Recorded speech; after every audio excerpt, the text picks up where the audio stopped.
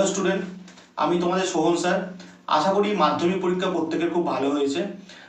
আমি তোমাদের 11-12 কেমিস্ট্রি পড়াই। আমি একটা টপিক নিয়ে একটু আলোচনা করতে চাই। আজকে তোমাদের সেমিস্টার সিস্টেম নিয়ে আলোচনা করতে চাই যে কেমিস্ট্রিতে সেমিস্টার 1 এবং সেমিস্টার 2-তে কিরকমভাবে সিলেবাস হবে। তোমরা সিলেবাসটা দেখতে পাচ্ছ আশা করি সবাই। আচ্ছা, আমরা এখন এই সিলেবাসটা নিয়ে একটু ইন ডিটেলস আলোচনা করব যাতে তোমাদের সুবিধা হয় পরীক্ষা দিতে। সেমিস্টার 1 এখন সেমিস্টার 2 এখন টোটাল 11-12 মনে 4টে সেমিস্টার করে দিয়েছে। 11-এ থাকছে তোমাদের সেমিস্টার 1 সেমিস্টার 2, আর ক্লাস 12-এ থাকছে সেমিস্টার 3 সেমিস্টার 4। আমি দুটো সিলেবাস নিয়েই আলোচনা করব, সেমিস্টার 1 এবং সেমিস্টার 2 নিয়ে। ঠিক আছে, তাহলে আশা করছি প্রত্যেকে খুব ইন্টারেস্টিং লাগবে ক্লাসটা এবং তোমরা বুঝতে পারবে যে কিভাবে আমাদের প্রিপারেশন করতে হবে। ওকে, আমি শুরু করলাম। সাম বেসিক কনসেপ্ট অফ কেমিস্ট্রি। এখানে আমাদের 3 মার্কস আছে এই চ্যাপ্টারটার মধ্যে। তোমরা যদি ভালো করে দেখো, সাম বেসিক কনসেপ্ট অফ কেমিস্ট্রিতে 3 মার্কস আছে। এখানে আছে লজ অফ কেমিক্যাল কম্বিনেশন, তোমরা নতুন পড়বে লজ অফ কেমিক্যাল কম্বিনেশন। তোমরা মোল কনসেপ্ট পড়বে, যদিও ক্লাস 9-এ তোমাদের মোল কনসেপ্ট ছিল, গ্রাম মলিকুলার ওয়েট ছিল, অ্যাভোগাড্রো নাম্বার ছিল। এখানে আবার তোমরা সেগুলো নতুন করে পড়বে। প্লাস এখানে কিছু ম্যাথ আছে। এই চ্যাপ্টারটা কিন্তু খুব সোজা চ্যাপ্টার, 3 মার্কসের চ্যাপ্টার। যেহেতু তোমাদের এমসিকিউ চ্যাপ্টার, খুব একটা ম্যাথ এখান থেকে আসবে না। মেনলি এখান থেকে কোশ্চেন আসবে মোল কনসেপ্টের উপর কোশ্চেন আসবে, আর কিছু অ্যাভোগাড্রো নাম্বার উপর ছোট ছোট কোশ্চেন থাকতে পারে, ছোট ছোট ম্যাথ থাকতে পারে, এমসিকিউ এর ম্যাথ। আশা করি তোমরা করতে পারবে, কারণ এটা খুব সোজা চ্যাপ্টার। পরের চ্যাপ্টার যেটা খুব ইম্পর্টেন্ট চ্যাপ্টার, সেটা হচ্ছে আমাদের structure of atom. Structure of atom খুব ইম্পর্টেন্ট চ্যাপ্টার। এখানে 6 মার্কস আছে এবং টোটাল 12 আওয়ার্স। 12 আওয়ার্স মানে ধরে রাখো মিনিমাম 6টা ক্লাস লাগবে তোমাদের এটা শেষ করতে। এবং এটা সব থেকে one of the most important chapter, atomic structure বা স্ট্রাকচার অফ অ্যাটম, তুমি যেটাই বলবে। তোমরা স্ট্রাকচার অফ অ্যাটম বা অ্যাটমিক স্ট্রাকচার তোমরা ক্লাস 9-এ, তোমার 10-এ বেশ কিছুটা জিনিস পড়েছো। রাদারফোর্ড পড়েছো, তোমরা বোরস অ্যাটমিক থিওরি পড়েছো। তা আমি এখন ওগুলো ডিটেলসে যাব না। এখানে তোমরা নতুন যে জিনিসটা পড়বে বা নতুন কনসেপ্ট যেটা তোমাদের কাছে আসবে, ইলেকট্রনের দুটো প্রপার্টিজ আছে, সেটা তোমরা পড়বে। পার্টিকেল ক্যারেক্টার আছে, প্লাস ওয়েভ নেচার আছে। প্লাস আমরা যে পড়েছি যে অরবাইটালগুলো আছে, কে, এল, এম, এন, ও, পি, এগুলোর আবার সাব অরবাইটাল আছে, যেটাকে এসপিডিএফ বলে। তোমরা সেই এসপিডিএফটা এখানে পড়বে। এছাড়া তোমরা এখানে আব্বাও প্রিন্সিপাল পড়বে, মানে কি করে ইলেকট্রনগুলো এই অরবাইটালগুলো ফিল আপ করে সেটা তোমরা পড়বে, যদিও তোমাদের কাছে নতুন এবং এটা খুব ইন্টারেস্টিং। অ্যাটমিক স্ট্রাকচার কিন্তু one of the most important chapter. এখানে Aufbau principle, Pauli's exclusion principle, Hund's law of multiplicity, exchange of energy, এবং এই যে এসপিডিএফ আমি তোমাদের যেটা বললাম যে সাব অরবাইটালগুলো আছে, এই সাব অরবাইটালগুলোর সাইজ কেমন এবং এগুলো শেপগুলো কেমন। যেমন এস অরবাইটালটা হচ্ছে গোল, তো পি অরবাইটালটা ডাম্বেল শেপের, ডি অরবাইটালটা ডবল ডাম্বেল শেপের। এইগুলো আমরা পড়বো। চলে আসি আমরা পরের চ্যাপ্টার। পরের চ্যাপ্টারটা খুব ইম্পর্টেন্ট চ্যাপ্টার, যদিও মার্কস অনলি 4 আছে, আর আওয়ার্স যদি দেখি 7 ঘন্টা আছে। 7 ঘন্টা মানে যদি আমি ধরে রাখি 5টা ক্লাস মিনিমাম লাগবে শেষ করতে। Classification of elements and periodic properties. Periodic properties মানে হচ্ছে পর্যায় সারণী। পর্যায় সারণী তোমরা পড়ে এসছো, যা পড়েছিলে পর্যায় সারণীতে একদম সেইগুলোই আছে, একটু বেশি জিনিস আছে। এখানে এক্সট্রা কী পাবে, এখানে ionisation potential, electronegativity, electron gain enthalpy, এছাড়া acidic property, basic property, metallic character, non metallic character. এখান থেকে টোটাল 4 মার্কসের কোশ্চেন আসবে এবং এই যে এমসিকিউ কোশ্চেন আসবে এখান থেকে কিন্তু খুব খুঁটিয়ে পড়তে হবে, কারণ এখান থেকে কিন্তু প্রচুর এমসিকিউ হতে পারে। অন্তত পিরিয়ডিক টেবিল বা পর্যায় সারণী এমন একটা চ্যাপ্টার যেখানে কোনো টিচার যদি মনে করে 1000 কোশ্চেন তৈরি করতে পারবে। তাহলে তুমি বুঝতেই পারছো যে after atomic structure periodic table বা পর্যায় সারণী এমন একটা চ্যাপ্টার যেখান থেকে কিন্তু অনেক কোশ্চেন পাওয়া যাবে এবং সেখানে তোমাদের প্রত্যেকটা জিনিস খুঁটিয়ে পড়তে হবে। পরের চ্যাপ্টার হচ্ছে ইউনিট 4 যেটা আছে, যেটা হচ্ছে chemical bonding and molecular structure, যেখানে 6 মার্কস করে দেওয়া আছে। এখানেও আবার আমরা ইনভলভিং এসপিডিএফ কী করে বন্ডিং হচ্ছে, শেপ হচ্ছে, ভিএসএপিআর থিওরি আমরা পড়বো। এছাড়া যে মলিকুলগুলো ডায়াটমিক মলিকুল, ট্রায়াটমিক মলিকুল, সেগুলোর বন্ডিং কীরকম হচ্ছে, সিগমা বন্ড হচ্ছে, কোথায় পাই বন্ড হচ্ছে। আরেকটা খুব ইম্পর্টেন্ট জিনিস পড়বো, যেটাকে বাংলায় বলে সংকরায়ন বা ইংলিশে বলে হাইব্রিডাইজেশন। এই হাইব্রিডাইজেশনটা আমাদের ভালো করে পড়তে হবে, কারণ এই হাইব্রিডাইজেশনের উপর প্রচুর কোশ্চেন আসবে এবং এখানেও কিন্তু 6 মার্কস। তাহলে আমরা এখন অবধি 4টে চ্যাপ্টার ডিসকাস করেছি। সেই 4টের মধ্যে যদি দেখো, স্ট্রাকচার অফ অ্যাটম আর কেমিক্যাল বন্ডিং অ্যান্ড মলিকুলার যে স্ট্রাকচার আছে, এখানে কিন্তু 6 মার্কস আছে। তাহলে বুঝতেই পারছো দুটোই কিন্তু খুব ইম্পর্টেন্ট এবং তোমাদের কিন্তু ইন ডিটেলসে পড়তে হবে। এবার চলে আসি পরের চ্যাপ্টার। পরের চ্যাপ্টার হচ্ছে স্টেটস অফ ম্যাটার। এটা একটু সোজা চ্যাপ্টার তুলনামূলক, এখানে মাত্র 4 মার্কস দেওয়া আছে। এইখানে ম্যাক্সিমাম এখানে এই জায়গাটা ইম্পর্টেন্ট যদি দেখো, কাইনেটিক থিওরি অফ গ্যাস পড়তে হবে, আর একটা হচ্ছে 3 ডাইমেনশনাল যত স্ট্রাকচার আছে, ল্যাটিস, প্যাকিং এনার্জি, এগুলো পড়তে হবে। আর সব থেকে এখানে যেটা ইম্পর্টেন্ট সেখানে হচ্ছে ডাইপোল মুভমেন্ট, এখানে খুব ইম্পর্টেন্ট হচ্ছে ডাইপোল মুভমেন্ট। এবং সব থেকে মজার বিষয় হচ্ছে যারা ওয়েস্ট বেঙ্গল বোর্ডে তোমরা পড়ছো তোমাদের এই চ্যাপ্টারটা আছে, এটা কিন্তু সিবিএসসিতে এই চ্যাপ্টারটা নেই। এবং এখান থেকে কিন্তু প্রচুর কোশ্চেন কিন্তু তুমি competitive exam like joint entrance exam এবং নিটে তুমি পাবে। তাহলে বুঝতেই পারছো, যদিও চ্যাপ্টারটা 4 মার্কস আছে, ক্লাস 11-এ তোমাকে ভালো করে এই চ্যাপ্টারটা পড়তে হবে, structure of atom and solid and gas. তার কারণ হচ্ছে এখানে তুমি মার্কস পাবে হচ্ছে 4, কিন্তু তোমার ইম্পর্টেন্সই হচ্ছে তোমার কম্পিটিটিভ এক্সামে কিন্তু এখান থেকে ডাইপোল মুভমেন্টের উপর কোশ্চেন থাকে। আরেকটা জিনিস বলার আছে, তোমরা যখন অর্গানিক কেমিস্ট্রি পড়বে না, অর্গানিক কেমিস্ট্রিতে ডাইপোল মুভমেন্ট একটা খুব ইম্পর্টেন্ট জিনিস। এই ডাইপোল মুভমেন্টের যে কনসেপ্টটা সেটা তৈরি হবে এই চ্যাপ্টারটা। তাহলে বুঝতেই পারছো যে এই চ্যাপ্টারটা তোমাকে শুধুমাত্র 11-এর জন্য পড়লে হবে না, তোমাকে 12-এর জন্য পড়তে হবে। কারণ 12-এ অর্গানিক কেমিস্ট্রি 70 থেকে 60% অর্গানিক কেমিস্ট্রি। তাই এই যে 60-70% যে 12-এর অর্গানিক কেমিস্ট্রি সেটাকে শেষ করতে গেলে এবং সেটাকে বুঝতে গেলে ডাইপোল মুভমেন্টের কিন্তু একটা রোল আছে কিন্তু। তাহলে এই জায়গাটা খুব ভালো করে পড়বে। পরের চ্যাপ্টার এস ব্লক 11 ইউনিট 6-এ, যেটা আছে আমার 5 মার্কস। আর তারপর চলে আসবো আমি হচ্ছে পি ব্লক 11, যেটা আছে 7 মার্কস। এই দুটো চ্যাপ্টার খুব নটোরিয়াস চ্যাপ্টার। কেন নটোরিয়াস চ্যাপ্টার আমি কেন বলবো, তার কারণ হচ্ছে এই এস ব্লকটা এসছে বেসিক্যালি পর্যায় সারণী থেকে।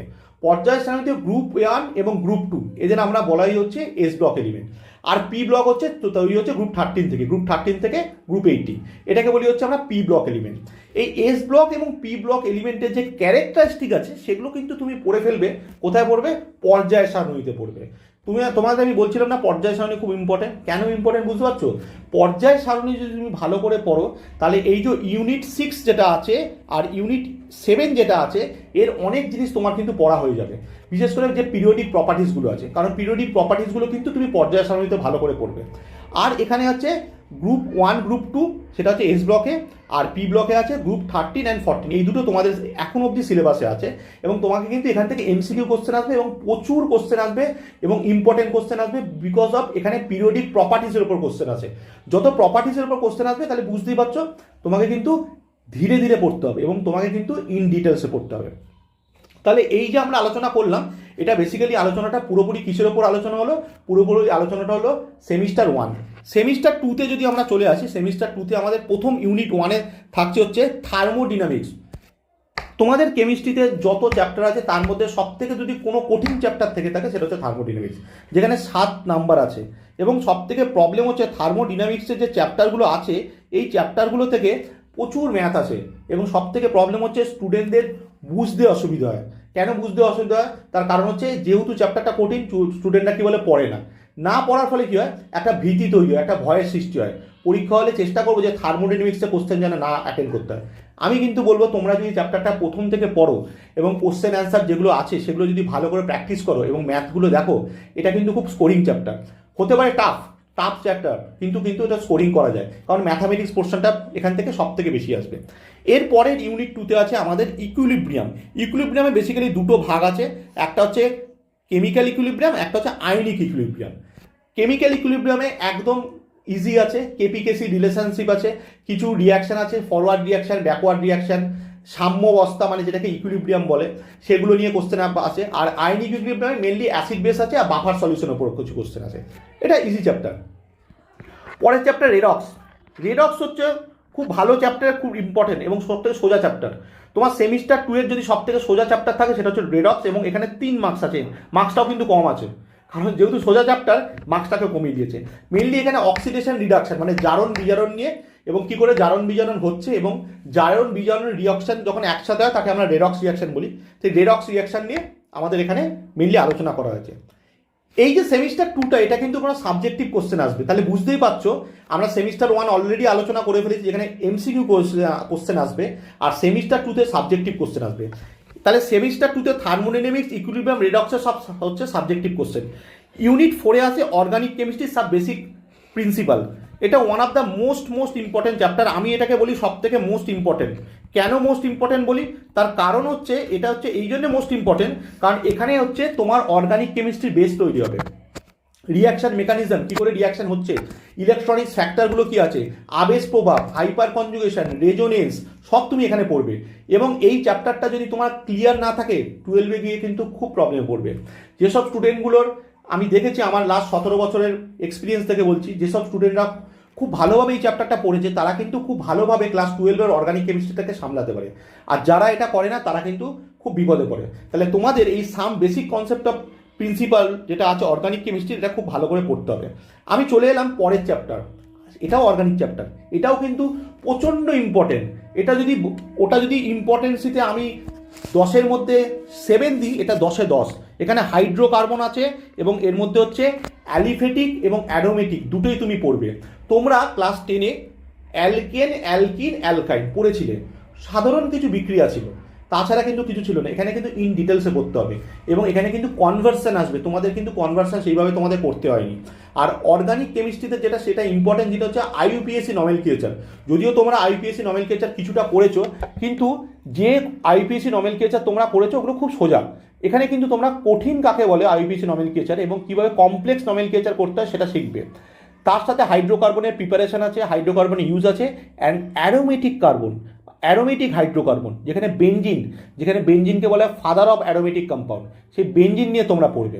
এবং সেখানে বেঞ্জিন কী করে প্রিপারেশন হচ্ছে, বেঞ্জিনের কী কী রিয়াকশন হচ্ছে, দু ধরনের রিয়াকশন হয়, ইলেকট্রোফিলিক রিয়াকশন, নিউক্লিওফিলিক রিয়াকশন। এই যে মেন দুটো রিয়াকশন, এটা ছাড়া অন্য রিয়াকশনও তোমরা পড়বে, addition reaction, rearrangement reaction, condensation reaction, এত রকমের রিয়াকশান তোমরা পড়বে। কিন্তু বেঞ্জিনে যে টাইপের রিয়াকশান মেনলি হয়, বেঞ্জিনে মেনলি রিয়াকশান হয় ইলেকট্রোফিলিক সাবস্টিটিউশন রিয়াকশান। সাবস্টিটিউশন কথাটা মানে হচ্ছে প্রতিস্থাপিত বিক্রিয়া। অ্যাডিশন রিয়াকশান মানে হচ্ছে যুক্ত বিক্রিয়া, যেখানে যুক্ত হচ্ছে, কিভাবে হচ্ছে এই বিক্রিয়াগুলো সব এখানে পড়বে। আর ইউনিট 6 যেখানে 4 নাম্বার দেওয়া আছে এনভায়রনমেন্টাল কেমিস্ট্রি, এটা সব থেকে সোজা আমি মনে করি। এই যে যা পড়ালাম এটা রেডক্সের থেকে সোজা, কারণ হচ্ছে এখানে হচ্ছে মেনলি কী আছে, পলিউশন কী আছে, ওজোন লেয়ার কী করে ডিপ্রেশন হচ্ছে, কী করে ওজোন লেয়ার ক্ষয়ক্ষতি হচ্ছে, গ্লোবাল ওয়ার্মিং আছে, ক্লোরোফ্লোরোকার্বনের কী করে ভূমিকা আছে, এছাড়া তোমার বলতে পারো ওয়াটার পলিউশন আছে, বায়ু দূষণ কী করে হচ্ছে, এই আছে।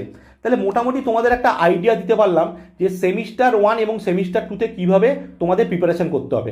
এবং তুমি আমার ভালো করে যদি পিডিএফটা লক্ষ্য করে থাকো, আমি প্রত্যেকটা জায়গায় আমি আইডেন্টিফিকেশন করে দিয়েছি যে কোনখানে কোন পিডিএফে কত ঘন্টা পড়তে হবে সেটাও দেওয়া আছে, আর মোটামুটি কতগুলো ক্লাস লাগবে, আর তার সাথে হচ্ছে যেটা ইম্পর্টেন্ট কত মার্কস আছে। তোমরা এই ভিডিওটাকে সেভ করে রেখে দেবে, তার কারণ হচ্ছে তোমাদের ইনিশিয়ালি এখন তোমাদের এই যে প্রিপারেশান নেবে সেমিস্টার 1 এবং সেমিস্টার 2-এর সিলেবাসটা তোমাদের মুখস্থ করতে হবে।